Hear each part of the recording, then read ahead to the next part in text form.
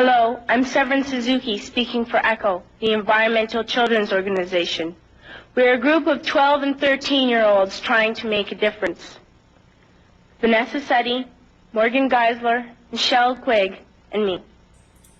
We've raised all the money to come here ourselves, to come 5,000 miles to tell you adults you must change your ways. Coming up here today, I have no hidden agenda. I am fighting for my future. Losing my future is not like losing an election or a few points on the stock market.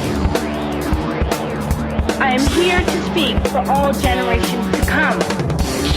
I am here to speak on behalf of the starving children around the world whose cries go unheard. I am here to speak for the countless animals dying across this planet because they have nowhere left to go.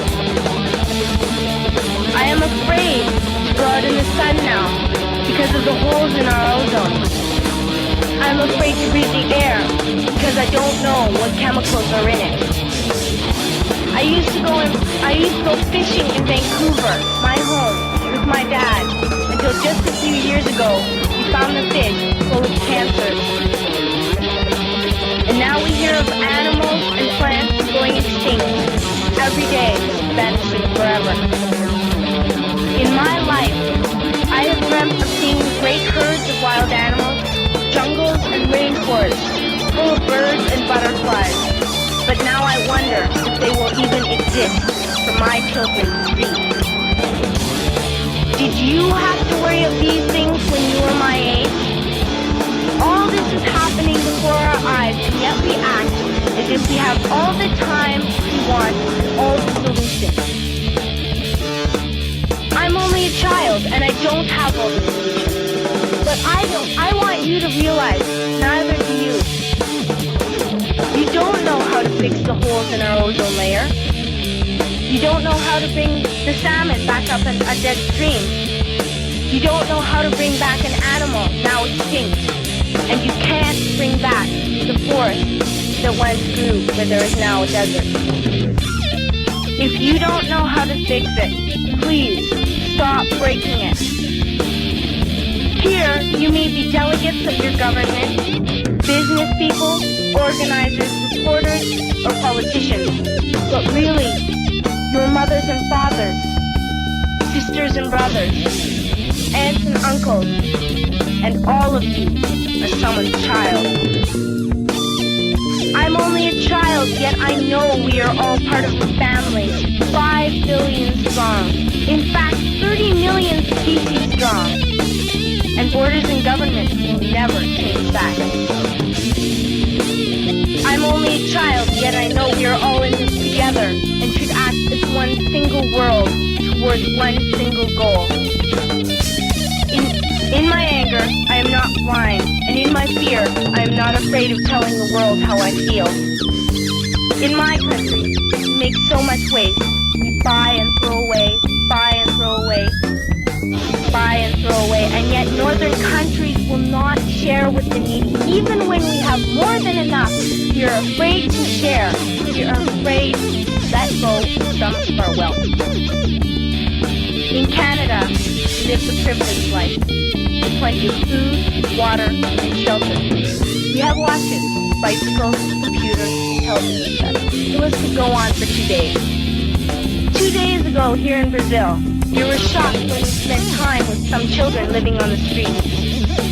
This is what one child told us. I wish I was with you. And if I were, I would give all the street children food, clothes, medicines, shelter, and love and affection.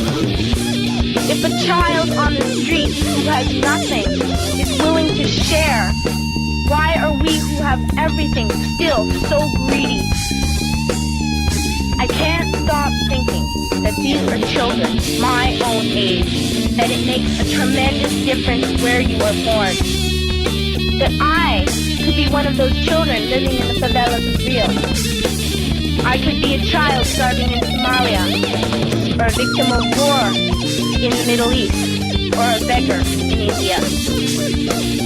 I am only a child, yet I know that all the money spent on war was bent on finding environmental answers, ending poverty, and finding treaties. What a wonderful place this earth would be. At school, beginning kindergarten, you teach us how to behave in the world. You teach us to not fight with others, to work things out, to respect others, to clean up our mess, not to hurt other creatures, to share, not to greed. Then why do you go out and do the things you tell us not to do? Do not forget why you are attending these conferences, who you're doing this for. We are your own children. You are deciding what kind of world you're growing up in. Parents should be able to comfort their children by saying, everything's going to be all right. It's not the end of the world, and we're doing the best we can. But I don't think you can say that to us anymore. Are we even on your list of priorities? My dad always says, you are what you do, not what you say. Well, what you do makes me cry at night. You grown-ups say you love us, but I challenge you, please, make your actions reflect your words.